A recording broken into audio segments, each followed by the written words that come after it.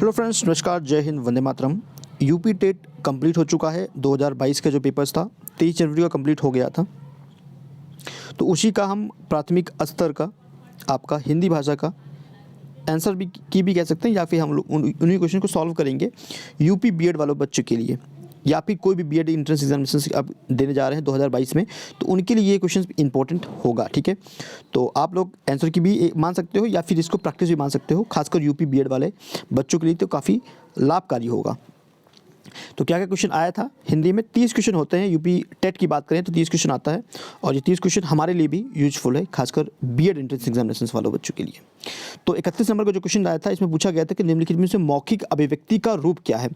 मौखिक अभिव्यक्ति का रूप क्या है? तो ये है आपका आशु भाषण। क्या है डियर? आशु भाषण। ऑप्शन ए आपका इसमें करेक्ट बन जाता है। नेक्स्ट आपका पूछा गया था कि हिंदी भाषा की बोली कितनी है। हिंदी भाषा की बोली कितनी है? 18। हिंदी भाषा की बोली कितनी है डियर? 18 है। ठीक है। भारत की ऑफिशियल लैंग्वेज कितनी है? 22। तो बहुत लोग 22 पे टिक मारे होंगे, लेकिन 22 नहीं है। हिंदी भाषा की बोली पूछ रहा है। क्वेश्चन आप देख के उसके बाद ही टिक मारा करें। ठीक है, क्लियर है। नेक्स्ट है आपका सामाजिक शब्द में मूल शब्द और प्रत्यय। अगर सामाजिक को हम अलग करते हैं, इसमें जो मूल शब्द बनेगा वो बनेगा समाज। ठीक है, उसके बाद समाज प्लस इक आपका बन जाएगा। इट मीन्स कि ऑप्शन ए आपका करेक्ट बनता है। सामाजिक का अगर मूल शब्द आपका समाज है और प्रत्यय इसमें इक आपका मिला हुआ है। नेक्स्ट आपका 34 पूछा गया था कि तद्भव, तो तद्भव पत्रिका के संपादक का नाम। तद्भव पत्रिका के संपादक थे अखिलेश। ठीक है, अखिलेश कौन थे डियर?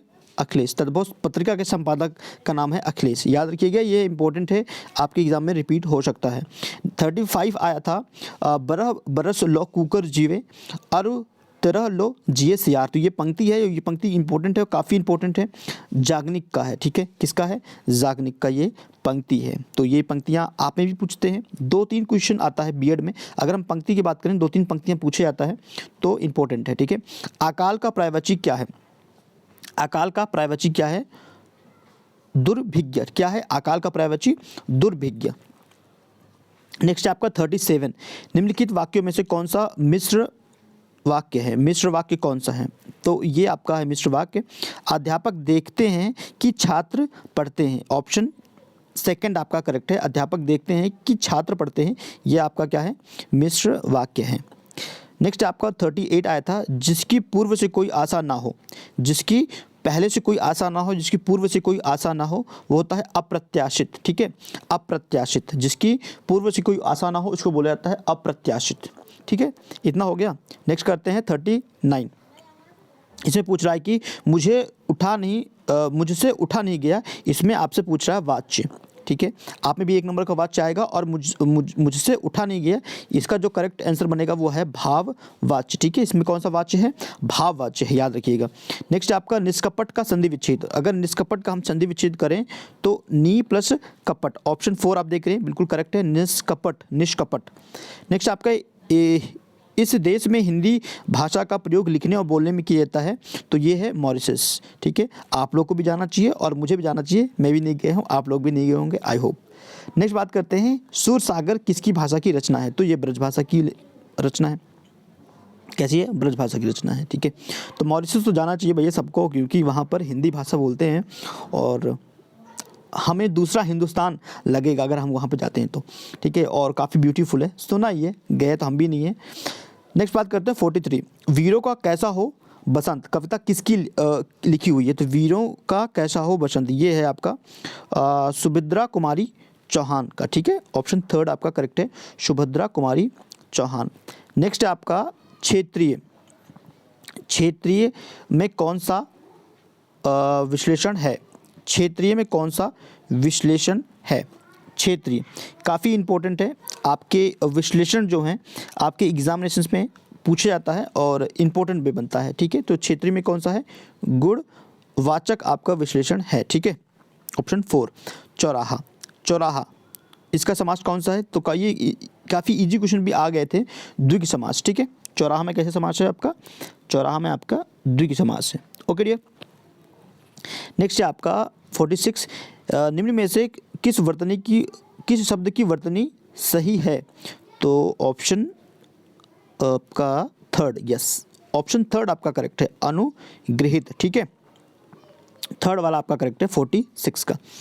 नेक्स्ट आपका निम्नलिखित में शुद्ध शब्द, शुद्ध शब्द आपका बनेगा ये आपका पैतृक, ठीक है, बाकी तो गलत ही लिखा गया है। पैतृक कुछ इस प्रकार से लिखते हैं, ऑप्शन थर्ड, ठीक है, क्लियर हुआ। 46 का शुद्ध शब्द है आपका पैतृक। अब बचता है हमारा ये वाला 48, ठीक है, 48 सा ध्वनि का उच्चारण स्थान। उच्चारण स्थान इंपॉर्टेंट है, वर्णमाला पढ़ते हो तो वहीं पे आपका आचा के उच्चारण स्थान क्या है, तो शा का उच्चारण स्थान क्या है, तालु, क्या है डियर, तालु। नेक्स्ट बात करते हैं अत्यंत। अत्यंत शब्द में प्रयुक्त उपसर्ग कौन सा है, अत्यंत में आपका कौन सा उपसर्ग है, तो ये है आपका अति, ठीक है। अत्यंत में आपका अगर उस उपसर्ग पूछेगा तो अत्यंत। फ्यूचर में भी ये क्वेश्चन रिपीट होगा 100%। जैसे कि आप लोगों को पता है कि ये जो पेपर है ना 2017 वाला, इसी को रिपीट करके 2021 में या 2022 में आप बांध के चलते हो, 2022 में पेपर हुआ, 2021 वाला पेपर है ये दरअसल ना, तो 2022 में ये रिपीट हुआ, तो मान के चलिए आप 5 साल बाद वही पेपर रिपीट कर दिया गया है। और कितने क्वेश्चन रिपीट हुए हैं, तो ये रिपीट हुआ है 81 क्वेश्चन। कितने क्वेश्चन रिपीट हुआ है, 81 क्वेश्चन रिपीट हुआ है, तो काफ़ी बड़े मात्रा में रिपीट कर दिया गया है क्वेश्चन को। तो आपका 50वां बात करते हैं, उपप्रत्याका का अर्थ क्या है। उपप्रत्याका, इसका मतलब होता है कि पर्वत के पास की भूमि, क्या कहलाता है, पर्वत के पास की भूमि। ऑप्शन ए बोलिए या फिर ऑप्शन फर्स्ट बोलिए। उसके बाद एक गद्यांश आता है, और हालांकि बीएड में गद्यांश आ जाता है कभी कभी, ठीक है, तो गद्यांश भी इम्पोर्टेंट है, ओके। तो इस गद्यांश को आपको पढ़ना है और पढ़ के आप इसमें मारेंगे, क्योंकि ये जो गद्यांश था ये तो आपका काफ़ी इजी गद्यांश बन गया था। चलो 51 हम लोग कर लेते हैं। घुमक्कड़ शब्द में कौन सा प्रत्यय है, घुमक्कड़ में आपका कौन सा प्रत्यय बनेगा, घुमक्कड़ में आपका बनेगा अक्कड़, ठीक है, ऑप्शन 4 अक्कड़। घुमक्कड़ में कौन सा प्रत्यय बनेगा, अक्कड़। नेक्स्ट बात करते हैं महावीर स्वामी का जन्म कहाँ पर हुआ था। तो ये तो स्टैटिक जीके का क्वेश्चन बन गया था, और आप लोगों को इसको पैराग्राफ को पढ़ने की जरूरत भी नहीं थी, वैशाली, ठीक है, तो ये तो हम लोगों को याद ही होता है। नेक्स्ट आपका स्वच्छंद में कौन सी संधि है, ये काफ़ी अच्छा क्वेश्चन था। स्वच्छंद में कौन सी संधि है, तो इसमें आपका था व्यंजन संधि। कौन सी थी भैया, व्यंजन संधि, ऑप्शन ए आपका करेक्ट है 53 वाला। नेक्स्ट आपका महात्मा बुद्ध ने जब बुद्धत्व प्राप्त किया था तब उनकी अवस्था कितनी थी, तो 35। कितनी एज थी उस समय, 35 उनकी एज थी महात्मा बुद्ध की, ठीक है।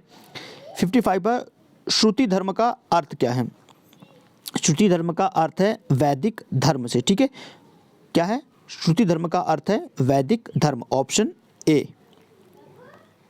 नेक्स्ट आपका ड का उच्चारण स्थान क्या बनेगा, ड का उच्चारण स्थान क्या बनेगा, तो ये बनेगा आपका डियर नासिक के, क्या बनेगा, नासिक के, ठीक है, ऑप्शन 4 या फिर ऑप्शन डी आप मानिए या ऑप्शन 4 मानिए। 4 गज मलमल में कौन सा विश्लेषण है, 4 गज मलमल में ये आपका परिणाम बोधक है, कैसा है, परिणाम बोधक विश्लेषण है 4 गज मलमल में। नेक्स्ट आपका 58 समास का विलोम क्या होगा, समास का विलोम होगा व्यास, क्या बनेगा, व्यास, समास का विलोम व्यास। शून्य का तत्सम रूप, शून्य का आपका बनेगा ए, ऑप्शन देख रहे हैं आप, शून्य, ठीक है, तो शून्य का अगर तत्सम बनेगा तो ऐसा लिखा जाएगा शून्य, ठीक है, चूंकि लिखा हुआ है ऑप्शन फर्स्ट में शून्य। आँख की किरकिरी का अर्थ, इसका क्या मतलब होता है कि बहुत प्रिय होना, आँख की किरकिरी होना मतलब अप्रिय लगना।